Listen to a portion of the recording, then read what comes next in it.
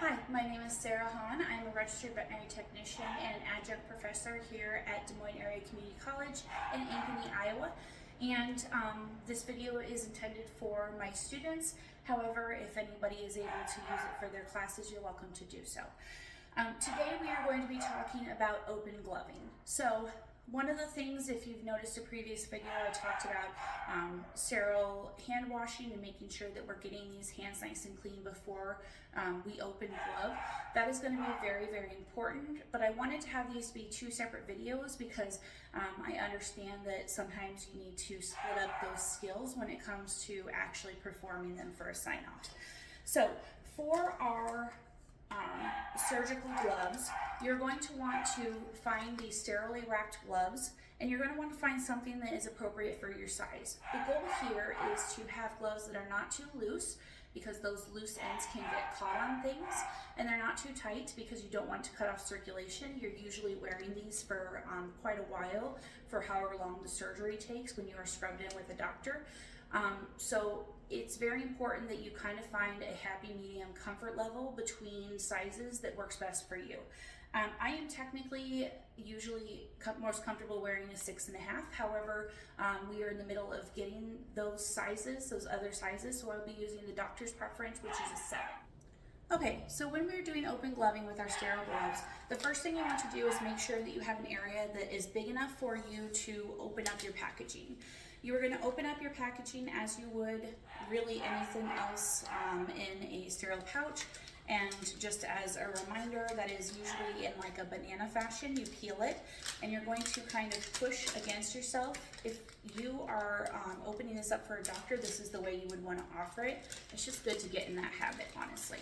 Since you're doing it for yourself, you would be doing this prior to hand washing, making sure that you have this spread out. And usually I like to even bend these tabs back after opening them so that they stay while I'm washing my hands. Okay. And again, I like to kind of bend them the opposite way so that they kind of stay open a little bit more, because the intent is to not have to touch the outside of this wrapping when you come from washing your hands. The gloves and everything on this top surface is considered sterile. The least amount of time that you have air contact on it is best, so make sure that you do this right before you're washing your hands. So you'll go ahead and wash your hands, and when you come back, you are going to want to, again, keep in mind that we have surfaces that are more sterile and surfaces that are not, okay? So for this one, I pick up my dominant hand, which is my right hand, and I slide it in, just showing you here, flat-handed here with my thumb tucked in, so that I can get this into this glove without touching the sides as much as possible, okay? My goal is not to get this on comfortably, I just want to have it on enough to maneuver my fingers. Notice that I have pulled it down, but it's not as far as it all the way, right? It's not fully seated, and I still have an area here. This area of my fingers is completely sterile and should not be touched, okay? This area is considered the dirty or non-sterile area, so make sure that you are not touching that with your fingers. One of my previous bosses, one of the doctors I worked with, called them floppy fingers. Make sure you don't have your floppy fingers bending over, okay? Then when you come down for the second glove, you're going to want to come in at an angle and slide underneath this flap here without touching the outside. So trying to come from a side here so you can see it a little bit better, okay? So you're just going to use your fingers and work it underneath that flap. Again, not touching the outside with your thumb, okay? So I'm not touching here, and I don't want it to flop and touch the back end here, right? I do not want it to do this, basically. So obviously I'm breaking sterility just to show you the ins and outs of this, but let's pretend that I just have it like this and nowhere else. Take a step back from your sterile area here in case you need it, and again, come in, bracing yourself against this finger, or these fingers, and put your hand in, using this to pull it up. And I usually tell people to kind of work it in, right? Once you have this over your hand and this is going, This is the last time you're gonna touch it, so make sure that you get it all the way down. Notice that the non-sterile part is touching my hand. Snap it. Okay, you don't have to snap it, but it usually puts it in place pretty well. And then remember, this outside part is the non-sterile area, so you're going to want to, again, into the area here.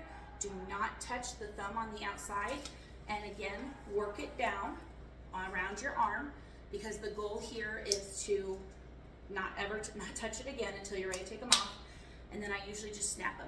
Now, the outside part of these gloves are sterile, the inside part is not. You might experience a little bit of rolling, especially if you have wide forearms like I do. However, the goal is to at least have up to your wrists to be the sterile area. Just keep in mind that if it does roll up, that part of your forearm is then compromised, and to be very careful with touching.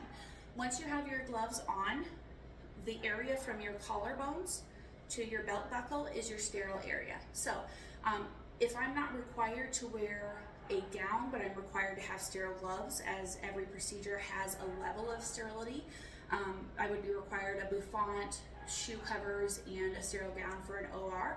But let's say I just need sterile gloves for an outpatient tumor removal surgery, assisting with that. In that case, I wouldn't need to wear a gown, but I still need to respect this area of sterility. So I wouldn't be able to touch my front, but linking your hands together can keep you from accidentally breaking sterility by touching something you shouldn't. Or for me, it is the habit of putting my hands in my pocket. So a lot of times I will tuck my forearms next to my body and then allow my hands to stick out here as if I was cradling a large belly, and then wait for the doctor to need my services with sterile hands, okay? Once these gloves have been used, or let's say you break sterility, or you just completed the procedure, then you're going to want to pull these backwards off of your hands. I usually make a fist so that everything stays where it is. Remember, these are probably going to be covered in gore, so you want to make sure that they don't get too crazy snapping around. Hold this in this hand. I like to just keep things neat and tidy. Tuck them inside, and then this can be thrown away, okay? So that is how you would do an open gloving sterile glove. Again, the reminders being you don't want to touch areas that are sterile with your non-sterile parts, and vice versa. If you do break sterility, it's part of your conscious, surgical conscience to inform the doctor if you break sterility in a major way. If it's a minor way and you need to re-glove, I can just assume and assure you that a doctor would rather have you waste another pair of gloves than they would have you break sterility for your patient.